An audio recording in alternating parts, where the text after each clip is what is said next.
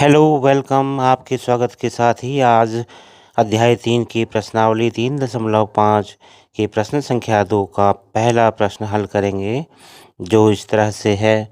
ए और बी के किन मानों के लिए निम्न रैखिक समीकरण युग्म के अपरिमित रूप से अनेक हल होंगे। 2x धन 3y बराबर 7, ए ऋण बी एक्स धन ए धन बी वाई बराबर 3a धन b ऋण 2। आइए हल करने से पहले इन दी गई समीकरणों को इनके मानक रूप के अनुसार व्यवस्थित कर लेते हैं। दो चरों वाली रैखिक समीकरण का मानक रूप a1x धन b1y धन c1 बराबर 0 तथा a2x धन b2y धन c2 बराबर 0 के रूप में रैखिक समीकरण युग्म का मानक रूप होगा। मानक रूप के अनुसार व्यवस्थित करने पर दी गई समीकरणें इस तरह से लिखी जा सकती हैं।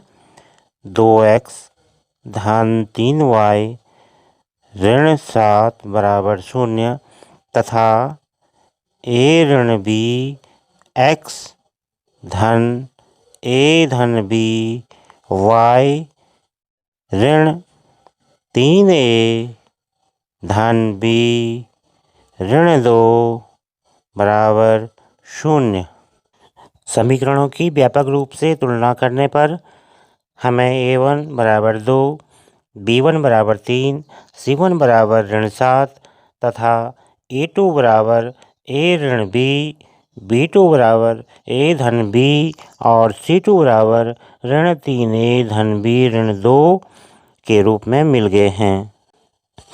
अब प्रश्न में दी गई स्थिति समीकरण युग्म के अपरिमित रूप से अनेक हल होंगे के अनुसार समीकरण युग्म के अनेक हल तब होते हैं जब अनुपातों की तुलना के दौरान यह स्थिति बनती है। a1 बटा a2 बराबर b1 बटा b2 बराबर c1 बटा c2 हो। अब हम इस स्थिति या संबंध में a1, a2, b1, b2 और c1, c2 के मानों को रख करके a और b के मानों को ज्ञात कर सकते हैं। a1 के स्थान पर 2 बटा a2 यानी a ऋण b बराबर b1 के स्थान पर 3 बटा b2 के स्थान पर a धन b बराबर c1 के स्थान पर ऋण 7 और c2 के स्थान पर ऋण 3a धन b ऋण 2 लिख लेते हैं। अब यहाँ पहले और दूसरे अनुपात की तुलना करते हैं। 2 बटा a ऋण b बराबर 3 बटा a धन b।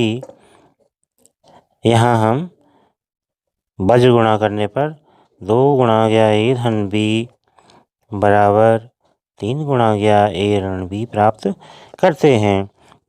आगे इसको सरल करेंगे तो ये हो जाएगा 2a धन 2b बराबर 3a ऋण 3b। पक्षांतरण पर 2b धन 3b बराबर 3a ऋण 2a।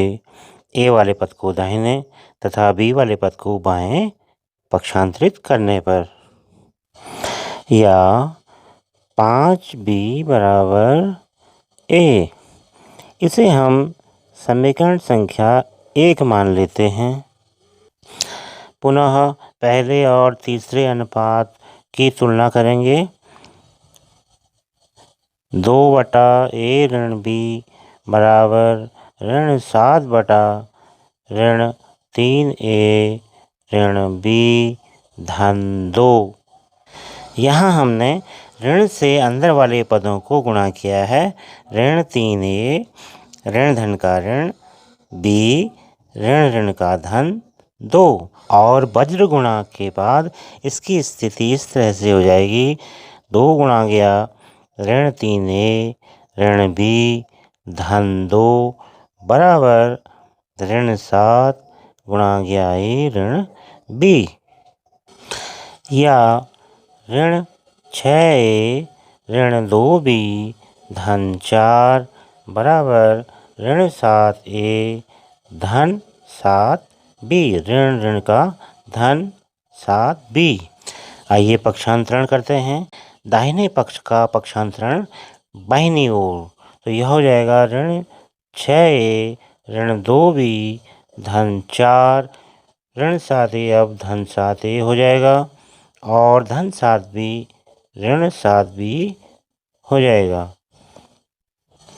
अब यहाँ ऋण 6A धन 7A दोनों का कैलकुलेशन A और ऋण 2B ऋण 7B यानी ऋण 9B और धन 4 बराबर 0। इसे हम समीकरण संख्या 2 के रूप में लिख लेते हैं। अब हम समीकरण 1 से A का मान, जो कि A बराबर 5B के रूप में है, को हम समीकरण संख्या 2 में रख सकते हैं।